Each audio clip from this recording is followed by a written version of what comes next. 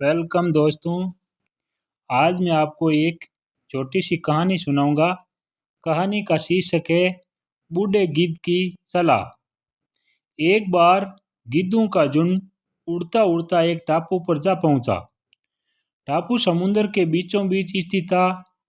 वहां ढेर सारी मछलियां, मेंढक और समुद्री जीव थे। इस प्रकार गिद्धों को वहां खाने पीने को कोई कमी नहीं थी।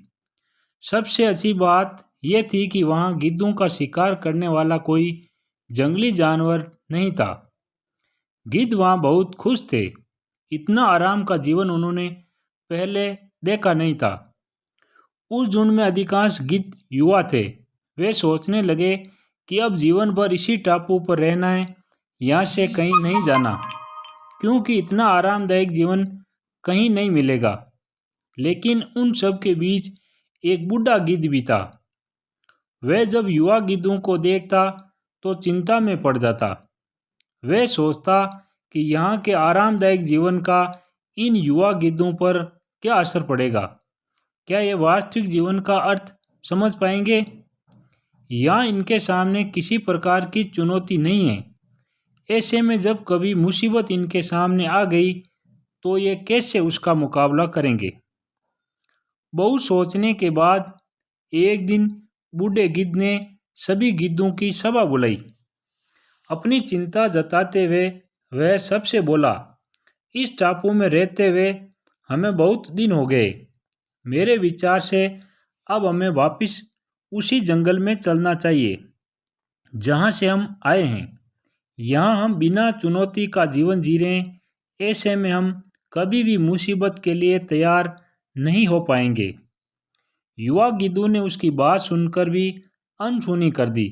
उन्हें लगा कि बढ़ती उम्र के असर से बूढ़ा गिद्ध सटिया गया है, इसलिए ऐसी बेकार की बातें कर रहा है।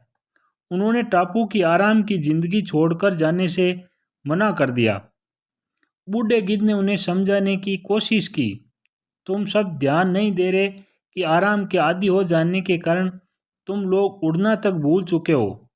ऐसे में मुसीबत आई तो क्या करोगे? मेरी बात मानो, मेरे साथ चलो। लेकिन किसी ने बूढ़े गिद्ध की बात नहीं मानी।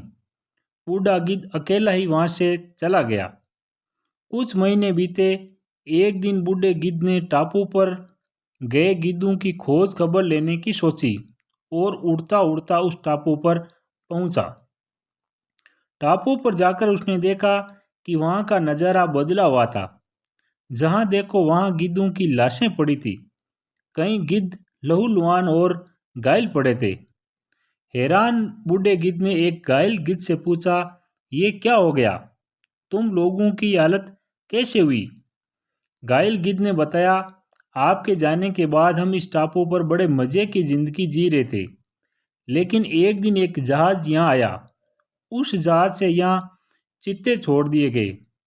शुरू में उन चित्तों ने हमें कुछ नहीं किया, लेकिन कुछ दिनों बाद जब उन्हें आभास हुआ कि हम उड़ना भूल चुके हैं, हमारे पंजे और नाखून इतने कमज़ोर पड़ गए कि हम किसी पर हमला नहीं कर सकते और न ही अपना बचाव कर सकते हैं, तो उन्होंने हमें एक एक करके मार कर खाना शुरू कर दिया। उनके कारण ही हमारा ये हाल है। शायद आपकी बात न मानने का फल हमें मिला है। इस कहानी से हमें यह शिक्षा मिलती है कि अक्सर कंफर्ट जोन में जाने के बाद उससे बाहर आ पाना मुश्किल होता है। ऐसे में चुनौतियां आने पर उसका सामना कर पाना आसान नहीं होता। इसलिए कभी भी कंफर्ट जोन में जाकर खुश न हो जाएं। खुद को हमेशा चुनौती देते रहें और मुसीबत के लिए तैयार रहें। तब आप चुनौती का सामना करते रहेंगे, आगे बढ़ते रहेंगे।